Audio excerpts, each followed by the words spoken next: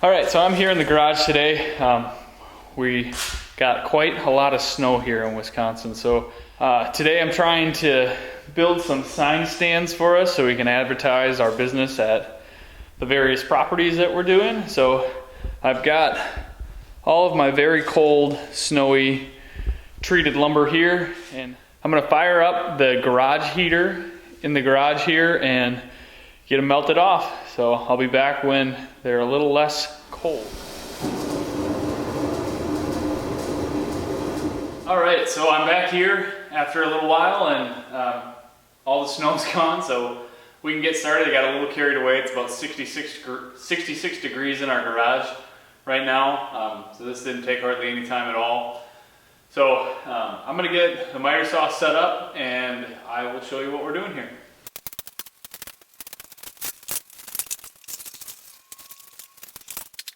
Alright, so I am here back in my office voicing this over because, as you probably noticed, the audio in the garage was not great. Like I said, we're going to be building some few sign stands, or one sign stand is all I got accomplished in this one. Hopefully I will build one more here so we can advertise in more than one location. But I was working alone in this video, so Allison was somewhere else, I'm not sure. But so you'll see me try to do a few different techniques here to make working alone a little easier. Right now I'm just assembling the signs with 3-inch deck screws because, quite frankly, it's what we had in the garage and I didn't want to go out and buy anything else. So after I get the main part assembled, I'm working on cutting the legs here. I went with two 4-foot 4x4 legs that I'm going to attach with those big 5-inch lag screws that I just showed you guys on screen. So what I did is I marked off where they're going to attach to the top part so that I can hold it with one hand and get it in the right spot. And the first leg went pretty good. I was able to screw that on without any issues. But the second one here, right when I go to attach it, boom, the sign falls and that top part actually came apart from the screws. So I had to spend a little time reattaching that. It's not a huge problem for something like this. I was able to get it pretty sturdy, and luckily this isn't something that I need to worry too much about what the joinery looks like. So my idea for these signs was to build a little roof detail on the front to sit below the sign. It's going to serve two purposes for us. Number one, it's going to help keep our building permit dry and out of the elements before they can go inside and into a window. And number two, I think it looks really cool. Kind of a creative idea. You see a lot of builders just put up small signage and stick it into the ground kind of on a metal bracket type thing. We wanted to do something a little bit different, showcase what we can do a little bit. Not that we're the framers, but I think it gives a good idea of what we do because it kind of looks like a house. So after I got that backer board on, I just cut these 2x4s with a 2-pitch on the back side there and the front. So it just gives the roof a little bit of a slope. It's more of an aesthetic detail on this one than actually a functional roof. But right now I'm struggling to attach a board to help attach my fascia board. I just screwed it to the bottom there, and then I'm using my square here to get it in the right spot. When you're not used to working alone, you have to come up with a few of these things to give you a second hand. I usually have Allison with me, who actually has a second set of hands, which is super helpful. And as you can see in this video, I struggle quite a bit in more than one spot to try to get everything just the way I want it. But one thing that I think we are going to shoot for with our channel here is showing the whole process. I see a lot of videos online where people cut out all of the mistakes. I don't want to do that. Making mistakes is part of learning and part of the process here, so I want to make sure that you guys see that we're human too and that we make plenty of mistakes.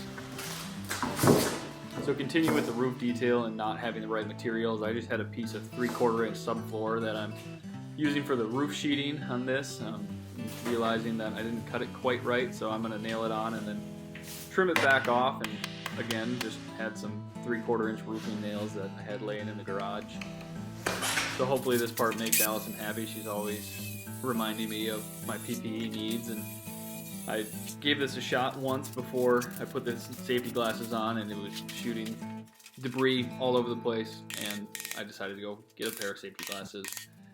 Next here, I'm starting with the roof underlayment, which is a totally unnecessary step when you only have a total of 2 shingles going on. But, you know, we had a roll and trying to do it as right as I can, so I figured I would make it look good, if anything. So it was a lot more challenging than I thought it might be to attach 2 shingles and cut them down to this size. It just didn't really go well at all, if I'm being honest, and I moved on probably sooner than I should have. Probably should have gone back and redone it, but I think it looks all right. And in this part, I'm just attaching a little piece of flashing that I had laying around and a piece of drip cap that we also had laying around from the duplex we're building right now. It's probably overkill for what we're doing, but when you have the materials laying around and you have a vision in your head, sometimes you do I personally get a little carried away. Right now I'm realizing that my 6-inch flashing isn't going to work on my 2x4, so I just strip it down with my utility knife and bend it back and forth until it breaks. It's not a super straight cut or anything, but it did the trick here, and I was able to get that up underneath the drip cap. So now I'm just attaching the part where our actual building permits will go. Like I said, I wanted to keep those up under the eave there, out of the weather, and I'm not a huge fan of sharing all of our personal information for our company on the internet with all you folks. Nothing against you guys, but I'm not sure you're gonna need my phone number to come build you a house, so I have a crude little black or gray box that I'm trying to keep that blocked out with.